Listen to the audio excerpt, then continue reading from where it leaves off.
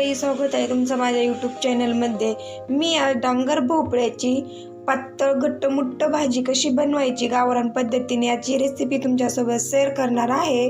वेळ न घालवता व्हिडिओला सुरुवात करू। घेतलेला आहे डांगर भोपळा पावशर। तर आपल्याला अशा पद्धतीने येत नाही, मागचे आहेत ना त्याचे टरखल काढून घ्यायचे, कारण की शिजत नाहीत पटकन, मग आपली भाजी तर पटकन शिजल्या जात नाही। त्यामुळे पाठीमागचे साल आहेत ना सर्व आपल्याला काढून घ्यायचे। ह्या अशा पद्धतीने जर काढून घेतले ना तर आपली तर भाजी ना पटकन शिजल्या जाते। आता आपण याच्या फोडी करून घेऊ। आपले लहान मोठे आपल्या आवडीनुसार फोडी करून घ्यायच्या।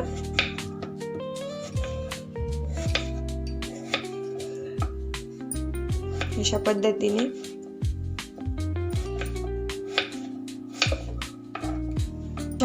आपण सर्व डांगर भोपळ्याच्या फोडी बनवून घेतलेल्या आहेत। आपण आता हे स्वच्छ पाण्याने धुवून घेऊ।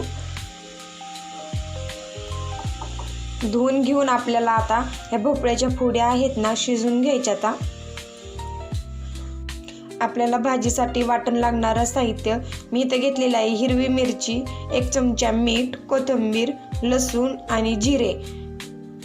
आपल्याला आता हे मिक्सरमध्ये बारीक करून घ्यायचंय।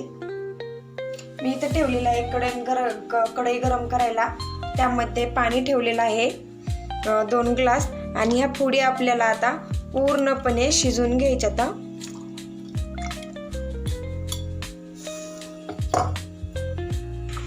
आपला इथे हे डांगर भोपळा शिजलेला आहे का ते पाहू। इथं पूर्णपणे आपला आता शिजलेला आहे। अशा पद्धतीने आहेत ना आपल्याला फोडी आहेत ना पावभाजी मॅश करायची आणि आहेत ना अशा बारीक करून घ्यायच्या।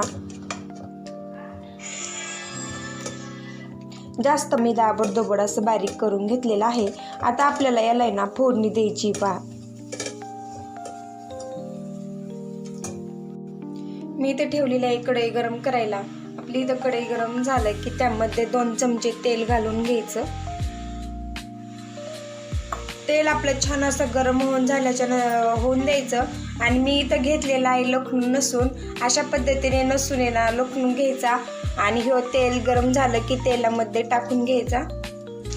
आपल्याला लसूण छान असं तेलामध्ये तळून घ्यायचा कलर चेंज होईपर्यंत। आणि आपल्याला त्याच्यामध्ये घालायची थोडीशी मोहरी, थोडेसे जिरे मोहरी लसूण छान असं तळून घ्यायचं तेलामध्ये।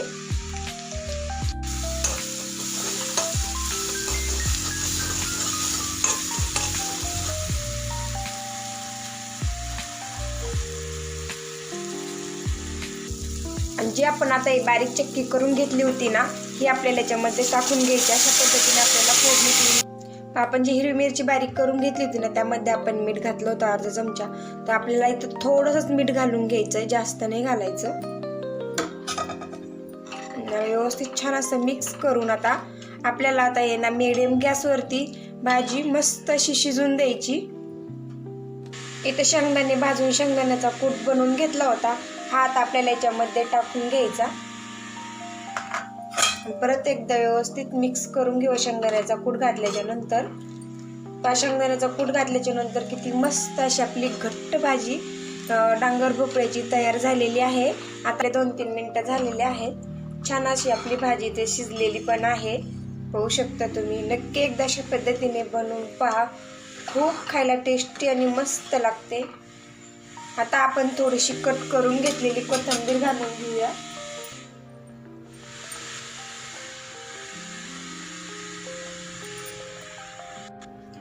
कशी वाटली माझी इथं डांगर भोपळ्याच्या भाजीची रेसिपी नक्की मला कमेंटमध्ये सांगा। आणि माझा व्हिडिओ जरी आवडला असेल तर माझ्या व्हिडिओला लाईक नक्की करा। पुन्हा भेटू अशाच नवीन रेसिपी सोबत। तोपर्यंत धन्यवाद।